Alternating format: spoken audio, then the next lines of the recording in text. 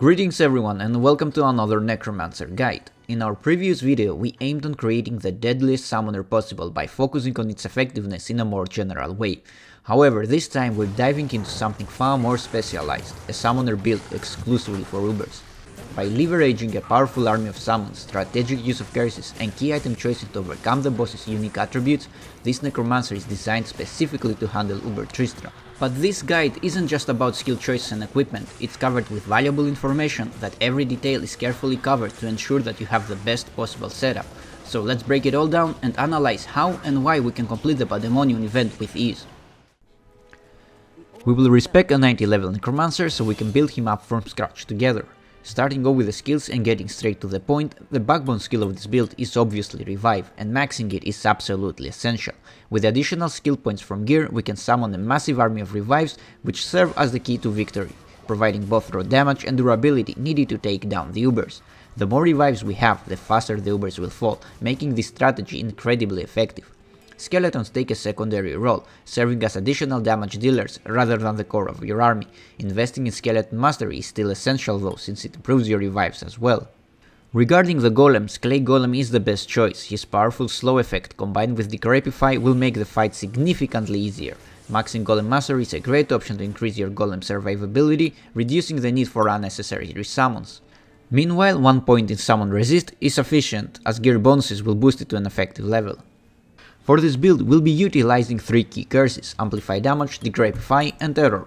Decrepify combined with Clay Golem will drastically slow down the Ubers, giving us a crucial advantage at the start of the fight. This control allows our summons to establish dominance while minimizing incoming damage. Once the battle is under control, switching to Amplify Damage will help us finish the Ubers faster, since Crushing Blow becomes less effective as the health drops. Increasing raw damage output is key to securing the kill.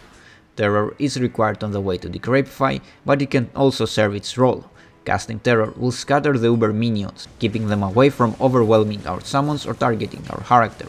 Conveniently, Terror doesn't affect bosses, so you won't have to worry about overriding your main curse during the fight. 1 point in Corpse Explosion is essential to quickly generate plenty of corpses for our revives. With not much left to cover, all our remaining points can go to Bone Armor. Bone Armor can keep us safe from physical attacks and can certainly help in situations when teleporting into a crowded pack. Your Mercenary plays a vital role in this build, so equipping him properly is critical. Infinity is the top choice for the weapon, providing massive crushing blow and the Conviction Aura, which remarkably reduces enemy defense. This makes it much easier for your minions to hit, an important factor that should not be overlooked. Gailam's Face for the helm is an excellent pick, offering a great amount of additional crushing blow to further enhance the chance to trigger it. Eurus is the final piece of the puzzle. Not only provides more crushing blow, leading to a total of 90%, it also adds open wounds, one of the most crucial mechanics for Uber fights. Preventing boss healing is absolutely essential, making open wounds arguably the most important effect to have. The prevent monster heal attribute doesn't work on Ubers. When it comes to stats, we only need enough strength and dexterity to equip our gear. However, before assigning points, make sure to place any skillers you plan to use, as they may provide additional stats. Don't forget to factor in the bonuses from Torch and the Nanny before finalizing your allocation. All remaining points should go into Vitality. Just like in our previous guide, plus to all skills is an important stat to consider, though it's not as essential this time. Since revives are the core of this build, you have the flexibility to focus more on survivability if you prefer a safer approach. However, I strongly recommend investing in high faster cast rate to speed up your summoning, since without it, reviving your army can become tedious. Needless to say, teleporting fast is convenient and quite enjoyable as well. Therefore, aiming for 75% faster cast rate is vital, while also very easy to achieve without sacrificing parts of our gear. Enigma is absolutely essential, not just for the mobility it provides, but because the summoner's entire strategy revolves around it.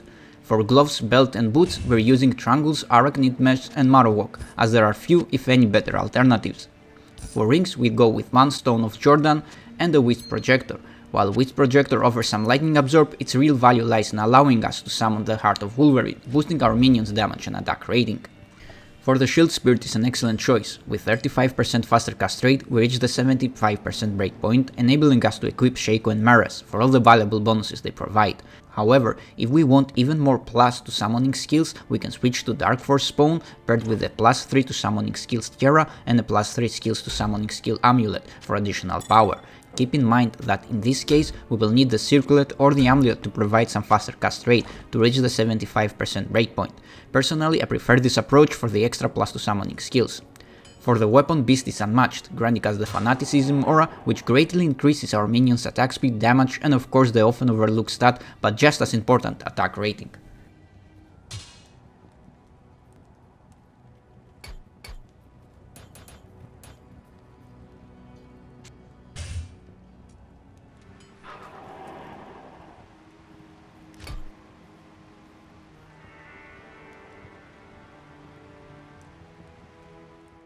Now, we have mentioned the combination of Clay Golem and Decrepify several times, so let's see how the slow mechanics work to maximize their effectiveness. Ubers have a 50% cap limit on slow. This means that a level 10 Clay Golem already applies the maximum slow, so investing more points into it won't increase the slow any further, whilst also removing the need for additional slow effect from items such as Kelpie's Snare.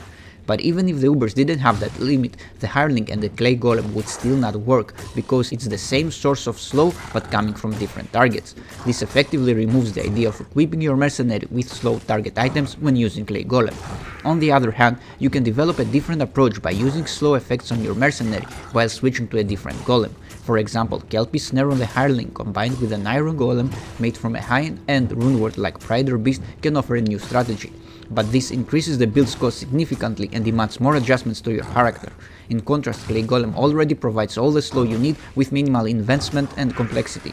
The reason why Decrepify stands out is because it adds a separate 50% slow effect. It's a different type of slow, which stacks with the Clay Golems, exceeding the 50% slow cap, therefore effectively working on Ubers. Now that we are fully geared up, it's time to make some preparations. The first thing that we need to do is rolling a map with Urdars. While Urdars aren't strictly necessary, having several of them will drastically speed up the Uber fight. They have a 25% chance to trigger Crushing Blow, which is incredibly effective against bosses, but we don't need them just yet, so don't kill them. Ensure you have all the keys needed to open the 3 portals. Open them now to save time, so once we've gathered our army, we can return later without any delays. Afterwards, we need to summon some skeletons to establish our army. A great place to do this is Nilathak's temple, where several corpses are conveniently available for immediate use. Even though this is not essential to the strategy, you can also switch to Leoric Wand to summon stronger skeletons. The last step is to open the cow level and revive a dozen of cows, as they form the final and most important part of our army. Cows hit hard, but more importantly, the secret cow level provides the ideal environment for mass reviving. Since revives are a limited duration, summoning a large army quickly is crucial, and no other area offers the same level of convenience, both in terms of quality and quantity. This is also the main and only reason why we need Corpse Explosion. With cows alone, we are ready to start farming for the organs.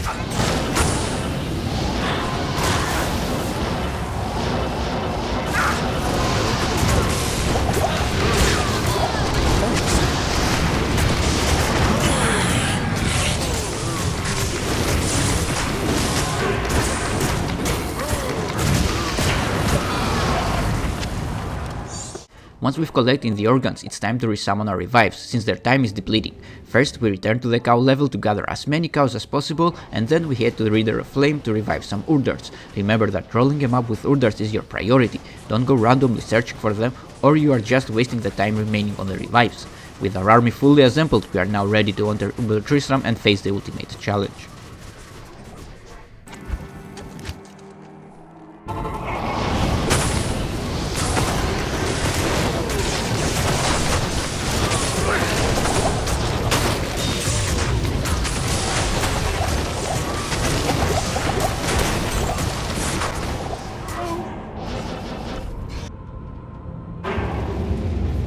While the fight is manageable, caution is still required. The first step is to separate Mephisto from the other Ubers. Once isolated, our top priority is to immediately slow him down with Decrepify and Clay Golem to protect our Mercenary.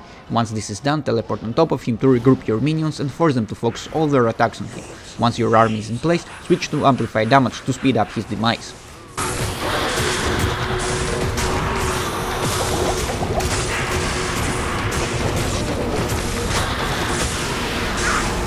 The same strategy applies to the remaining two bosses. Isolate one at a time, cast Decrepify to slow them down, teleport in front of them to position your minions for maximum damage, and switch to Amplify damage when you feel you are in control of the fight.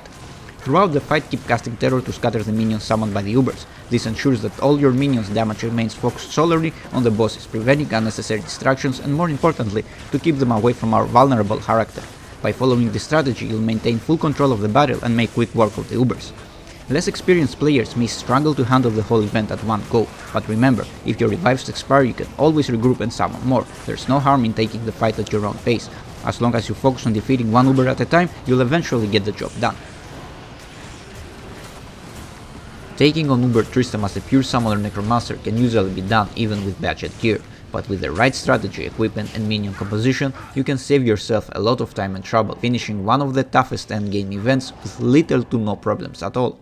Now raise your army, step into the darkness and show the Ubers why the dead should be feared.